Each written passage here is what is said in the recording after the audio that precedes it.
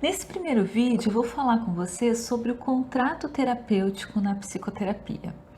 Eu escolhi abordar esse tema porque eu vejo que muitas vezes não é claro para o terapeuta como estabelecer esse contrato e muitas vezes ocorrem problemas ao longo da terapia com o paciente ou em relação a dúvidas do próprio psicoterapeuta que se referem a um contrato que não foi estabelecido de uma forma adequada no início da psicoterapia.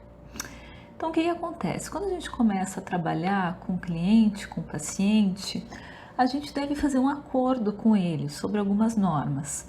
O trabalho da psicoterapia, da psicologia clínica, ele é um trabalho profissional. Então, ele precisa ter algumas regras, algumas normas. E essas normas, essas regras precisam ficar claras, tanto para o terapeuta, para o psicólogo, como para o cliente também.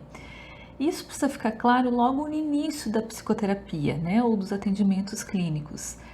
Alguns psicólogos fazem esse contrato terapêutico já na primeira sessão, e eu recomendo, acho que isso é bem importante ser feito logo no início, mas alguns psicólogos, dependendo da abordagem, fazem esse contrato um pouquinho mais adiante, numa segunda ou terceira sessão, quando o paciente e o terapeuta já acordaram sobre algumas coisas, né? Mas todos os autores falam da importância de a gente fazer esse contrato de alguma forma, em algum momento, mas que seja no início do processo psicoterápico. O contrato terapêutico ele pode ser feito de maneira verbal ou de maneira escrita. Então isso vai depender muito do psicoterapeuta, vai depender também da abordagem que ele trabalha. Tem algumas abordagens que preferem fazer um contrato somente verbal e não por escrito. Já tem outras abordagens que não vem problema no trabalho em fazer um contrato escrito com o seu cliente sobre a psicoterapia. Esse contrato, esse modelo, que na verdade não é um contrato legal, né? São normas da psicoterapia que a gente vai passar para o cliente, vai acordar com ele também. Esse contrato ele pode ser passado por escrito para o paciente, ou também a gente pode pedir para o nosso paciente assinar, quando esse contrato, essas normas forem feitas de maneira escrita, tá? Bom, mas o que deve ter um contrato de psicoterapia, né? Um contrato terapêutico, quais são os elementos norteadores? E os autores que falam sobre o contrato usam esse termo, os elementos norteadores de um contrato terapêutico. Obviamente que há questões que a gente não precisa falar e acordar diretamente com o nosso cliente. Por exemplo, a questão da nossa função enquanto psicoterapeuta, algumas coisas a gente vai esclarecendo ao longo das sessões da psicoterapia. Mas existem algumas questões que a gente precisa deixar muito claro. E para ter isso muito claro para o nosso cliente, primeiro a gente precisa, obviamente, ter claro para a gente, né? Essas questões. Aqui nesse vídeo eu vou falar sobre dois pontos que eu vejo que são muito importantes do contrato terapêutico, que são, primeiro, qual o trabalho que eu irei fazer, o que eu irei fazer nesses atendimentos clínicos. E o segundo, quem é o meu cliente? Quem será o meu cliente? Parecem, a princípio, questões óbvias, né? Simples, mas vocês vão ouvir aqui ao longo da minha fala o quanto às vezes podem ter temas complexos, questões complexas quando a gente se depara nisso, tá? Então eu vou tentar esclarecer alguns pontos sobre isso, são pontos que eu vejo que muitos psicólogos que estão começando a trabalhar têm dúvidas e trazem para a supervisão, então acho que pode ser bem válido. Primeira questão, qual é o trabalho que eu vou fazer quando esse cliente chega até a mim? Qual o trabalho que eu vou fazer com ele? Como a gente está falando de psicologia clínica, a maioria dos atendimentos clínicos costuma fazer psicoterapia. E o que é a psicoterapia? A psicoterapia é uma espécie de um tratamento, de um trabalho, e aí cada abordagem vai ter a sua forma de fazer psicoterapia, mas é um tratamento sobre alguma questão, dificuldade, sintomas, funcionamento que o nosso paciente vai ter e vai trazer, tá? Então, em geral, o nosso trabalho vai ser de psicoterapia. Então, quando o paciente nos liga, ele nos liga por telefone, eu quero marcar uma sessão, eu quero conversar com você porque eu não estou bem, eu quero falar com você para saber como eu posso melhorar. Indiretamente ele está nos falando que ele quer uma psicoterapia. Ele não precisa saber disso, mas a gente precisa saber disso, que nós iremos fazer isso com o nosso cliente, né? Mas em alguns momentos nós somos solicitados a fazer outros tipos de função dentro da clínica, como por exemplo uma avaliação, um diagnóstico, tá? E esse trabalho ele é diferente da psicoterapia. Então, no momento que nós estamos fazendo uma avaliação diagnóstica, nós não estamos fazendo psicoterapia. E aí a gente precisa ter essa clareza da diferenciação entre um trabalho e outro, porque disso vai depender o número de sessões, a frequência das sessões, o tempo das sessões, o valor, os honorários das suas sessões, o seu horário, porque a psicoterapia geralmente é de uma forma e uma avaliação pode ser de uma forma diferente, né? Então, por exemplo, quando uma mãe liga para um psicólogo e fala que a escola solicitou que o menino fosse atendido para saber se ele tem um transtorno de déficit de atenção e hiperatividade. O que essa mãe está nos solicitando? Ela está, parece, e é claro que isso tem que ser clarificado com ela no primeiro atendimento, mas parece que ela está nos solicitando um psicodiagnóstico, um diagnóstico, uma avaliação, né? E não necessariamente uma psicoterapia. Ela quer saber, a escola quer saber, ou o médico quer saber, ou quem for, quer saber qual é a questão, ou querem saber um diagnóstico, uma avaliação desse cliente. E não necessariamente um tratamento para esse cliente, tá? Então eu tenho que deixar isso bem claro com a pessoa, que o que eu vou fazer então vai ser uma avaliação, né? Se for para fazer psicoterapia, depois esse contrato pode ser modificado, tá? Então muitas vezes nós somos solicitados como psicólogos clínicos a fazer uma avaliação e tudo bem, ótimo, isso faz parte do nosso trabalho, é importantíssimo também.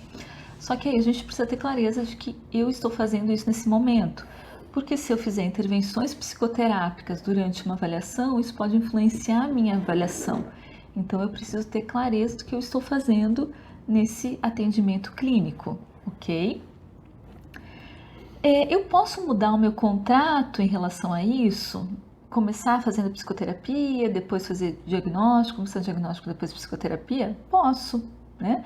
Se isso for ficar claro, eu preciso deixar claro, preciso ter um objetivo e deixar claro isso para o meu cliente. Então, por exemplo, eu posso começar a atender um cliente em psicoterapia, eu estou trabalhando com ele em várias questões, enfim, e num determinado momento eu acho que é importante parar a psicoterapia dele e fazer um bom diagnóstico.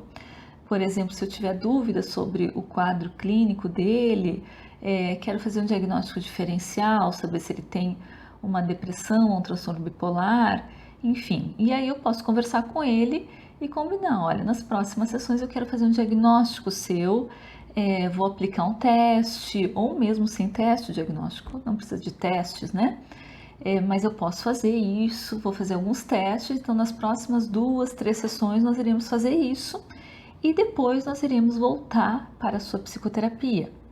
Preciso dar uma devolutiva para ele no final desses atendimentos diagnóstico, né? Então eu vou te dar uma devolutiva do resultado do que eu observei e depois nós retomaremos a sua psicoterapia. Então a gente pode fazer isso, mas deixando claro para o cliente que eu estou mudando um pouco o meu trabalho que eu estou fazendo, tá? Eu posso iniciar um psicodiagnóstico, por exemplo, eu fui contratada somente para fazer o psicodiagnóstico, mas a pessoa quer continuar os atendimentos, quer continuar em psicoterapia. Então eu posso combinar com ela, ok, então até que a gente fez o diagnóstico, agora a gente vai começar a fazer uma psicoterapia. Então eu identifiquei que a criança tem tem sintomas de tal transtorno e agora então eu vou começar a fazer uma psicoterapia. Então eu preciso deixar claro isso para os pais, para a criança, para quem for, de que agora o trabalho vai ser diferente, a frequência das sessões pode ser diferente, os honorários podem ser diferentes. Então eu estou mudando o meu contrato de atendimento, ok?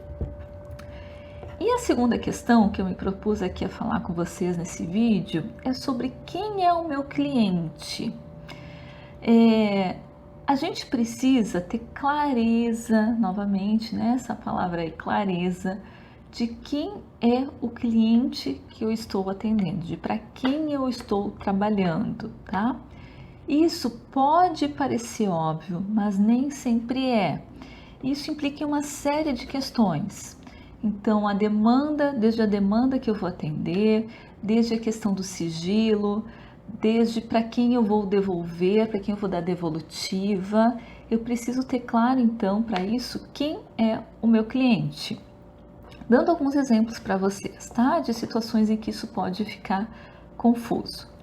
Quando é um adulto que nos procura, em geral, a gente já sabe que esse adulto é que vai ser nosso cliente, né? O que é um adulto? Maior de 18 anos. Então, legalmente, a pessoa maior de 18 anos ela é adulta, né?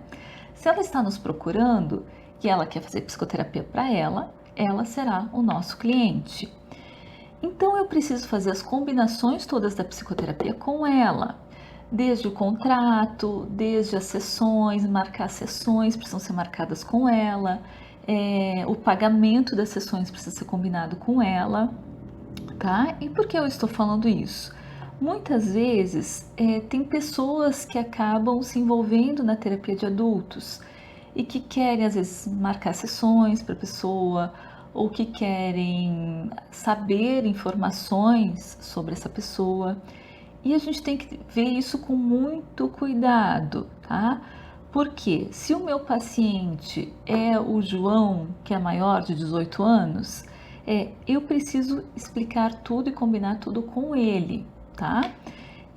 Se alguém me pedir informações sobre os atendimentos dele, sobre qualquer questão que tenha a ver com a psicoterapia dele, uma outra pessoa, eu não posso prestar informações se ele não estiver de acordo, porque eu tenho um contrato de sigilo com ele. O sigilo é uma das cláusulas do nosso contrato terapêutico.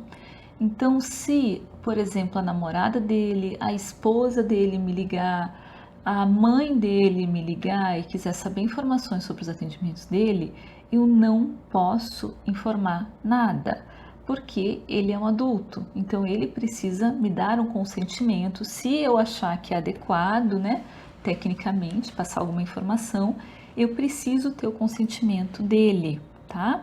Porque ele é o meu cliente. Ah, mas é a mãe que quis que ele fizesse psicoterapia. Ele não tem interesse, ele não está motivado a fazer psicoterapia, é a mãe que quis. Nesse caso, eu posso combinar as coisas com a mãe? Não, né? Se ele quis, ele precisa de alguma forma aceitar e concordar, mesmo que tenha todas as resistências, isso faz parte, né, de muitos casos, muitas situações, mas ele precisa concordar, tá? E as coisas precisam ser combinadas com ele. Então, muito cuidado quanto a essa questão de quebra de sigilo. Às vezes as pessoas nos procuram, conhecidos dos pacientes, nos procuram para saber coisas, ter informações, na melhor das intenções. Mas a gente não pode passar informação nenhuma quando o nosso paciente é um adulto, tá? Devolutiva. Também, se eu tiver que dar alguma devolutiva, algum documento, relatório sobre os atendimentos, eu vou dar para ele, para o meu paciente adulto. Eu não devo dar para advogados, não devo dar para promotor. Cuidado com a questão judicial de juiz, depois eu vou fazer um vídeo falando um pouquinho sobre isso, né? Mas eu preciso dar a devolutiva para o meu paciente adulto, se for um paciente adulto, né? Outra questão que às vezes gera uma série de confusões e também problemas éticos é quando eu estou atendendo um casal ou uma família, tá? Quando eu estou atendendo casal, se por exemplo eu estiver atendendo o João e a Maria, quem é o meu paciente? Nesse caso, quem é o meu cliente? Para quem eu devo trabalhar?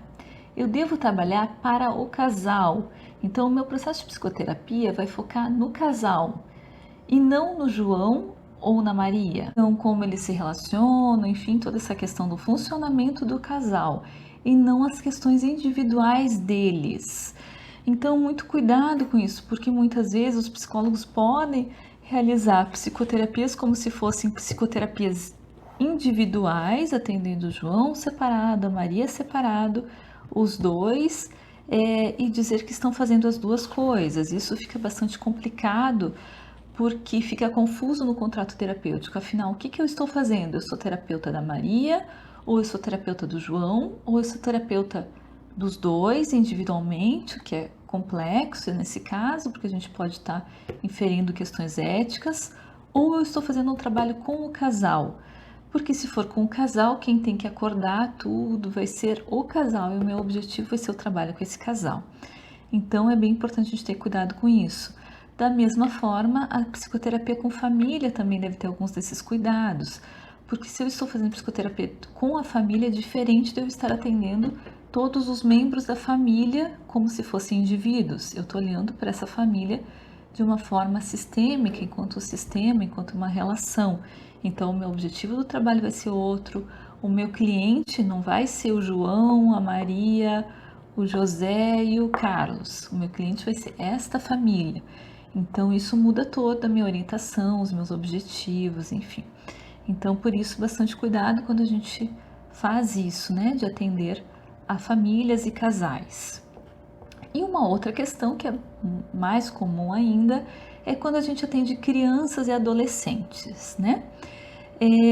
Geralmente a criança ela vem por uma demanda que não é a dela, não é uma demanda espontânea dela. Então, quem solicita atendimento psicológico para a criança não é a própria criança, não é ela que é quem vai ser a nossa cliente, né? Quem vai solicitar o atendimento vai ser os pais, ou a escola, ou um médico, ou um pedagogo, enfim, né? Quem vai solicitar atendimento para essa criança. Em geral, quem nos encaminha, quem solicita atendimento psicológico, vai trazer uma demanda específica que quer que seja trabalhada. Isso faz parte, né? Então, os pais vão nos trazer o que eles observam na criança, o que eles acham que precisa ser trabalhado, a escola, o médico, às vezes, vai nos trazer, vai nos dizer qual é a demanda, né? E aí a gente precisa ter clareza de que é importante entender e escutar essa demanda, mas que se o meu cliente será a criança, eu vou precisar trabalhar com a demanda e com as questões dela, né? Com esta criança, desta criança, que podem ser diferentes da demanda dos pais. Então, pode ser que os pais queiram que a psicoterapia ajude a criança em um sentido e que essa criança precise de ajuda num outro aspecto, tá? E aí isso gera algumas dificuldades, até no manejo dos psicólogos infantis com os pais, né? Ou no manejo do psicólogo com a criança também. Por quê? Porque a gente precisa trabalhar, obviamente a gente vai acolher essa demanda dessas outras pessoas, mas se o cliente é a criança, o meu cliente vai ser a criança. O meu foco vai ser o trabalho com ela. Então eu preciso estabelecer uma relação de confiança, de sigilo também com esta criança, né? De cuidado, de observação com a criança, porque eu não estou trabalhando para os pais. Os pais me contrataram, mas eu não estou trabalhando para os pais, eu estou trabalhando para a criança. Então isso é uma questão delicada e que precisa ficar bem claro para a gente desde o início. Quando a gente trabalha com criança, também uma coisa importante é ter o cuidado, como eu falei, com o sigilo. A criança e o adolescente, eles têm os responsáveis legais, que são geralmente os pais ou outros responsáveis, né? Então, quando a pessoa é menor de 18 anos, ela tem legalmente esses responsáveis. E esses responsáveis têm direito de ter informações, aí sim, sobre a psicoterapia, sobre os sintomas, sobre o andamento das sessões, têm direito a ter devolutivas, a ter relatórios, tudo isso. Os responsáveis pela criança e pelo adolescente. Só que isso não significa que eu não tenha que ter um sigilo com a criança e o adolescente que eu estou atendendo. Porque no momento em que eu vou dar devolutiva para os pais, por exemplo, eu devo trazer de uma forma mais geral e não dados específicos do que a criança me falou, do que ela fez na sessão. Eu já vi psicólogos que às vezes mostram desenhos que a criança fez na sessão para os pais. tudo isso que a criança te traz, ela traz num ambiente de segurança, de confiança, e isso não deve ser exposto dessa forma direta para os pais, para os responsáveis. Obviamente que eu posso falar sobre os atendimentos e devo falar sobre os atendimentos das crianças com os pais, mas eu não preciso e não devo expor o que não for extremamente necessário, tá? Eu posso falar de uma forma geral sobre o funcionamento da criança, o que eu observo, as orientações, o que precisa ser. A mesma coisa para adolescentes e o maior cuidado ainda com adolescentes, porque o adolescente, quando os pais procuram a gente para atender o adolescente, geralmente eles ficam ainda mais desconfiados que a gente passe algumas informações para os pais. E para a gente fazer uma boa relação, uma boa psicoterapia, é necessária uma relação de confiança. Então, muitas vezes a gente não vai poder falar para os pais tudo que o adolescente nos fala na psicoterapia, porque ele precisa ter esse espaço de sigilo, esse espaço de confiança. Então, muito cuidado com isso e muita clareza de que se eu estiver atendendo um adolescente, o meu cliente é o adolescente. Eu não estou trabalhando para os pais, eu estou trabalhando para o adolescente. Só que quem está me pagando são os pais, quem me contratou foram os pais, e obviamente eu preciso ajudá-los a lidar também com as situações que são às vezes difíceis para eles, orientá-los, enfim, mas sem perder o foco de que o meu cliente é o adolescente. E muitas vezes eu vejo que há várias desistências de psicoterapia por parte de adolescentes e às vezes até de crianças que não querem mais ir para psicoterapia, porque sentem que o psicólogo não está trabalhando para eles, que o psicólogo é algum investigador dos pais, né? Que trabalha para os pais. Se um adolescente, por exemplo, sentir isso, que você está trabalhando para os pais dele e não para ele não vai aderir à terapia. Ou ele não vai querer mais ir, ou ele vai, mas aí não vai trazer conteúdos, vai ficar num conteúdo mais superficial, tá? Então é muito importante a gente ter essa visão de eu estabelecer realmente um contrato, uma combinação, um acordo e internamente eu entender isso de que o meu paciente, o meu cliente, paciente será a criança ou o adolescente e não as outras pessoas que me encaminharam ele.